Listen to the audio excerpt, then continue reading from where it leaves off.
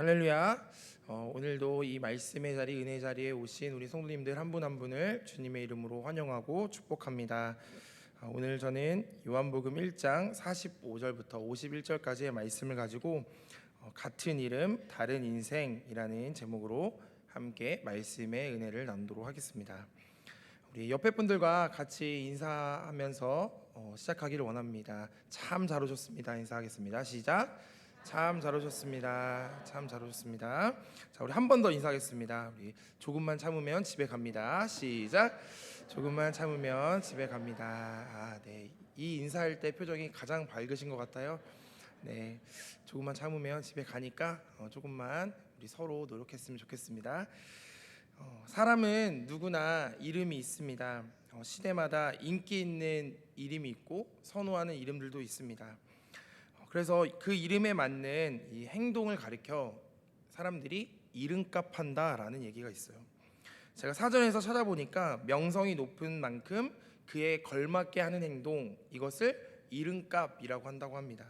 그래서 요즘 젊은 사람들은요, 이름값이라고 안 하고 닉네임값, 그래서 니값 한다라고 좀 발음 조심해 하셔야 됩니다. 니값 한다. 그래서 네, 너무 좋아하시네요. 네, 좋습니다.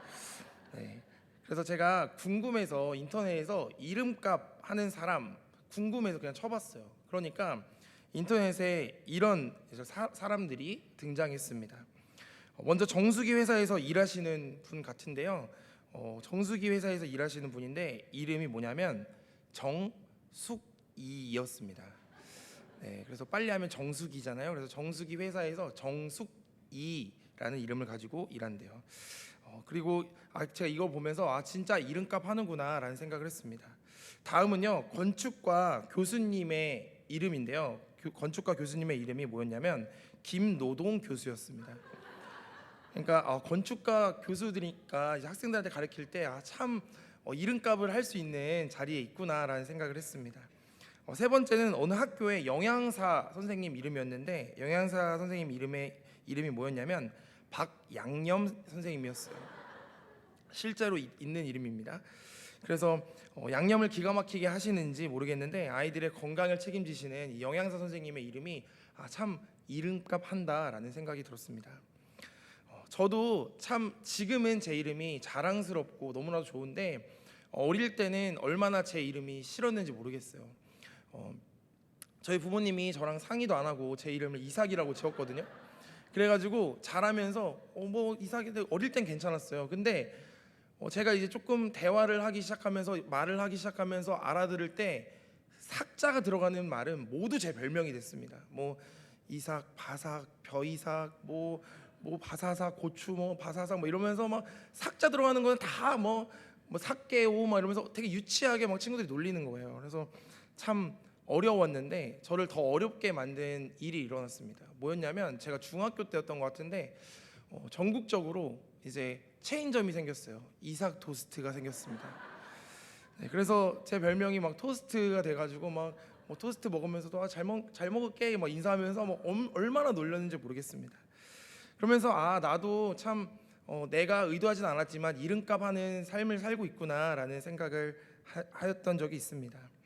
오늘 본문을 보면 예수님의 제자였던 한 사람이 등장합니다.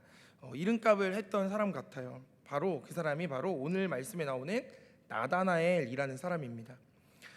예수님의 제자들 중에 말씀을 통해 읽을 때 참 이해가 안 되고 왜 이런 사람을 불렀을까라고 생각하는 사람도 있는데 오늘 본문에 등장하는 나다나엘이라는 사람도 마찬가지였습니다. 오늘 본문에 우리가 읽었던 부분을 읽어보면요, 참 이상한 부분이 한두 가지가 아닙니다. 오늘 본문을 보면 나다나엘이 이제 예수님의 제자가 되었던 이제 먼저 되었던 친구 빌립과 대화하는 장면이 등장합니다. 그러니까 빌립이 이제 나다나엘한테 그러는 거죠. 내가 예수님의 부르심을 받고 제자가 되었다. 그러니까 너도 한번 이 예수님을 따라보자. 그러면서 권유하고 설득하면서 대화하는 장면이 등장합니다. 자, 요한복음 1장 45절 말씀을 우리 한번 읽어보도록 하겠습니다. 1장 45절입니다. 한번 읽어볼게요. 시작.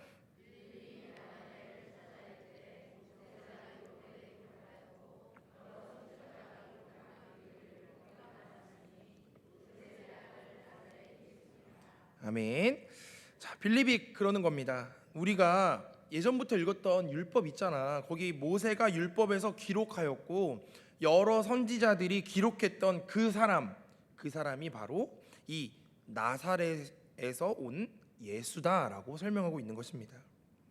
자, 그러니까 모세의 율법에 기록했던 사람, 여러 선지자들이 말했던, 우리가 기다리고 기다렸던 그 메시아, 그 사람이 바로 이 예수님이다라고 설명하는 거죠. 자, 그런데 이 설명을 듣고 진짜 우리가 기다렸던 그 메시아야? 라고 하면서 따랐으면 좋았을 텐데, 나다나엘이 이 설명을 듣고 나서 귀에 거슬리는 한 단어가 있었습니다. 그 단어가 바로 나사렛 예수라는 단어였습니다. 자, 이 말을 듣고 나서 나다나엘이 어떤 반응을 했는지 46절에 이렇게 등장하고 있습니다. 나다나엘이 이르되 나사렛에서 무슨 선한 것이 날 수 있느냐라고 이야기했다는 거예요. 그러니까 나사렛에서 무슨 선한 것이 날 수 있냐, 나사렛 같은 시골에서 어떻게 그 모세나 여러 선지자들이 말했던 그 메시아 선지자가 날 수 있냐라고 이야기했다는 것입니다. 예전에 미국에 살던 한 노예 출신이었던 흑인 한 사람이 있었습니다. 노동자였는데 아프리카 혈통의 그리고 노예 출신인 이 흑인이 이제 백인 출신의 그 부유한 그 농장 주인 밑에서 일을 하는 상황이었어요. 이 사람은 자신의 가족을 부양하기 위해 자신의 신분은 노예 출신이었고 흑인이었지만 차별받았지만 열심히 일해서 가족을 위해서 열심히 일했답니다. 자, 이렇게 괴로운 삶을 벗어나고 싶다라는 열망을 가지고 살고 있는데 어느 날 이제 이 흑인 노예 출신 이 사람의 아들을 보니까 아들이요 공부를 진짜 열심히 하는 거예요. 근데 얼마나 열심히 하냐면 막 일하는 것뿐만 아니라 막 나머지 시간에 자는 시간을 쪼개서 열심히 공부를 했는데 어느 정도였냐면 그 농장 주인의 아들, 백인 아들보다 성적을 더 좋게 받아올 정도였습니다. 그러니까 하루는 불러서 이제 그 아빠 노예 출신이었던 이 흑인이 아들한테 그러는 거예요. 너 왜 이렇게 공부를 열심히 하냐? 라고 물어봤습니다. 그러니까 아들이 대답하는 거예요. 나는 아빠 공부를 열심히 해서요 좋은 대학에 가서 좋은 직장에 가서 그리고 열심히 일해서 돈을 벌어서요 지금 우리가 겪고 있는 이 가난에서 벗어나고 싶어요 라고 이야기했습니다. 그러니까 우리가 들으면 참 정말 기특하지 않습니까? 그런데 이 이야기를 들은 흑인 아버지가 그러는 거예요. 야, 우리는 노예 출신인데 어떻게 성공을 하냐? 우리가 열심히 해봤자 사람들은 우리를 그렇게 바라보지 않을 거야 라고 하면서 그냥 너 지금 내가 하는 것처럼 빨리 가서 일이나 해 라고 했다고 합니다. 이 흑인 아버지는 사실은 스스로 이 괴로운 현실에서 벗어나고 싶고 가난한 상황에서도 벗어나고 싶은 마음이 있었지만 우리는 흑인이며 노예니까 안 될 거야 라는 이 편견에 사로잡힌 사람이었다는 것입니다. 그런데 오늘 본문에 나왔던 나다나엘이라는 사람도요 마찬가지였습니다. 당시 이 나다나엘이 살고 있던 이쪽 지역에서 유대라는 나라, 이 전체적인 나라를 보면 사마리아 지역을 두고요 북쪽과 남쪽은 완전 온도차가 달랐습니다. 자, 위쪽 북쪽 지역은 갈릴리 지역이었고 남쪽은 유다 지역, 그러니까 베들레헴 같은 이런 지역들이 있는 곳이 남쪽이었어요. 그러다 보니까 보이지 않는 지역 감정이 있었습니다. 남쪽에 있는 유다 지역 사람들은 무역도 활발하고 경제적으로도 풍요한 삶을 살았습니다. 마치 백인들처럼 말이죠. 자, 그런데 그들은 그래서 어떤 마음이 있었냐면 우리는 선택받았고 축복받은 사람들이야, 그리고 우리가 하나님의 백성들이야 라는 이런 선민 사상이 있었어요. 그리고 이 북쪽 지역은요 좀 고립되어 있었기 때문에 먹고 살 거리라고는 이 위쪽에 있는 갈릴리 호수에서 막 사람들이 먹고 사는 방법을 찾을 수밖에 없었습니다. 그러니까 가난하고 못 배운 사람들이 있는 곳이 갈릴리 지역이었고 베들레헴 지역 밑에 사람들은 부유했다라는 것을 우리는 기억해야 한다는 거죠. 자, 그런데 이 남쪽에 있는 사람들이요 이 갈릴리 있는 위쪽 지역의 사람들을 무시하는 문화가 있었다는 거예요. 그 갈릴리 지역 안에 있는 사람들은 참 가난하잖아, 못 배웠잖아, 그러니까 그들은 하나님의 백성으로 선택받을 수 없어 라고 하는 생각들이 있었다는 거예요. 그래서 그들 가운데서는 갈릴리 출신이다 라고 하는 거는 진짜 갈릴리에서 태어난 것도 있지만 그들을 무시하는 그런 억양으로 사용됐다는 것입니다. 자, 그런데 그 갈릴리 지역 안에 있는 어느 지역이에요? 나사렛에서 예수님이 왔다고 하니까 얼마나 사람들이 무시했겠어요. 특별히 나다나엘이 그렇게 얘기하고 있는 거죠. 아니, 어떻게 그 나사렛에서 선한 것이 나올 수 있겠냐? 나사렛에서 어떻게 메시아가 나올 수 있냐? 우리가 율법으로 읽었고 항상 우리가 기다렸던 그 메시아가 나사렛에서 어떻게 올 수 있냐라고 나다나엘이 반문하고 있는 것입니다. 자, 그런데 더 이상한 점이 있습니다.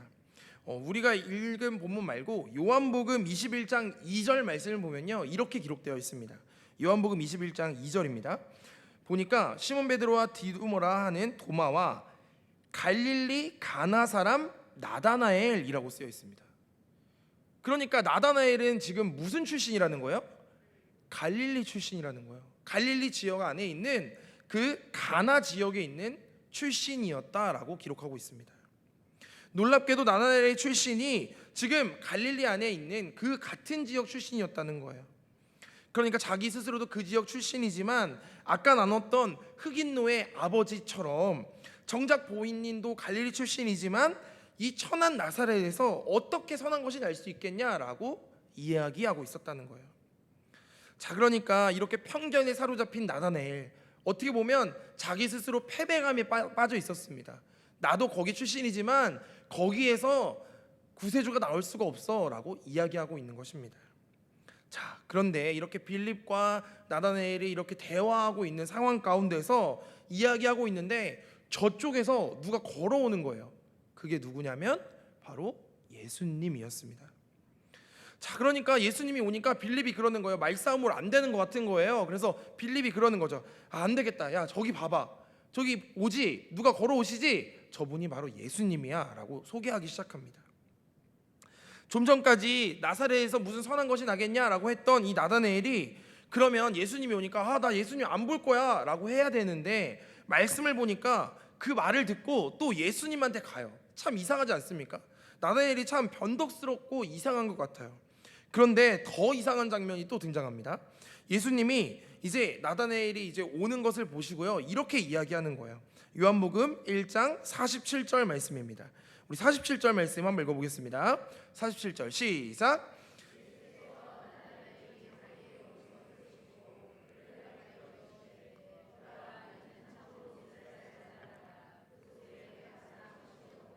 아멘.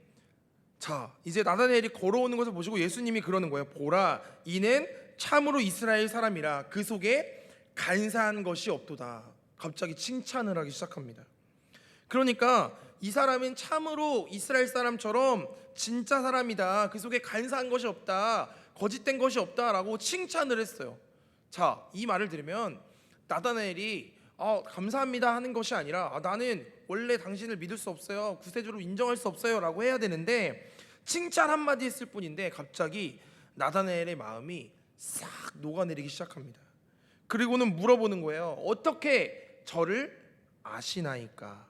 라고 물어보는 장면이 48절에 등장합니다. 48절을 보니까 나다나엘이 이르되 어떻게 나를 아시나이까? 예수께서 대답하여 이르시되, 예수님이 대답하십니다. 빌립이 너를 부르기 전에 내가 무화과나무 아래에 있을 때에 보았노라 라고 기록하고 있습니다. 그러니까 지금 빌립이 예수님의 제자가 되고 나서 나다나엘아, 너 나의 제자가 내가 예수님의 제자가 된 것처럼 너도 같이 제자가 돼보지 않을래? 라고 빌립이 부르기 전에 예수님이 이미 무화과나무 아래에 있던 것을 알고 있었다라고 얘기하고 있는 것입니다. 아니, 무슨 대답이 이렇습니까? 무화과나무 아래 그러면 무엇을 했다? 자세한 내용도 없고 내가 무화과나무 아래 있을 때 너를 보았다라고 기록했다는 거예요. 그러니까 나는 네가 지난 여름 무화과나무 아래서 했던 일을 알고 있다, 이런 말이죠. 참 이상한 대답을 하고 있는 것입니다. 도대체 무화과나무 아래에서 무슨 일이 있었길래 우리가 볼 땐 이해가 되지 않는 이 예수님의 대답을 듣고서 나다나엘이 좀 또 대답을 하기 시작합니다. 요한복음 1장 49절 말씀, 나다나엘이 대답하되 랍비여, 당신은 하나님의 아들이시오, 당신은 이스라엘의 임금이로소이다 라고 기록합니다.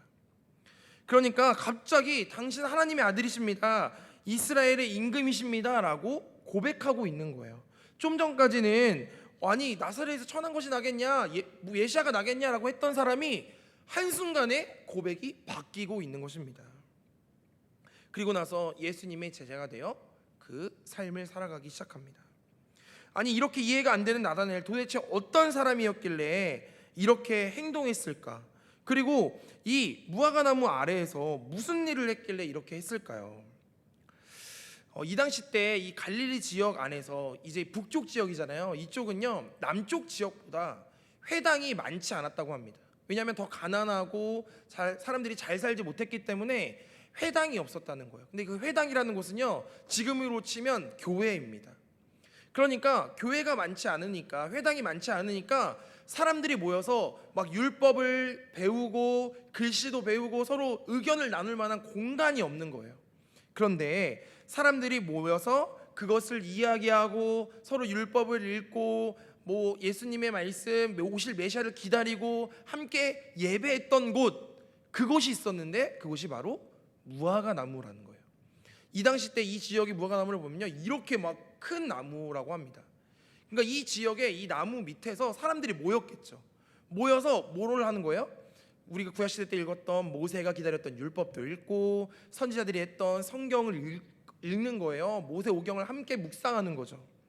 자, 이렇게 율법을 읽고 기다리고 있는 거예요. 누구를요? 메시아를. 그리고 지금 이 눈앞에 있는 예수님을 기다리고 있었던 것입니다. 그런데 나다나엘이 이렇게 나무 밑에서 예수님을 기다리고 있던 것을 예수님이 아셨던 것입니다. 그러니까 근데 정작 좀 안타까운 상황은 무엇이냐면, 나다나엘이 그렇게 율법을 읽고 오실 메시아를 기다리고 있었는데 진짜 메시아가 눈앞에 나타났잖아요. 예수님이 눈앞에 나타나고 빌립이 그러는 거예요. 야, 나도 예수님 제자 됐는데 너도 제자 돼보지 않을래? 라고 했는데, 나다나엘이 정작 기다리던 메시아가 눈앞에 있는데 야, 무슨 천한 것이 날 수 있겠어? 라고 이야기하고 있는 상황이라는 거죠. 그런데 예수님이요 하나도 당황하지 않고 이 나다나엘의 마음을 아셨다는 듯이, 그리고 평소에 나다나엘이 어떻게 하고 있다는지 다 아시는 듯이 얘기하는 거예요.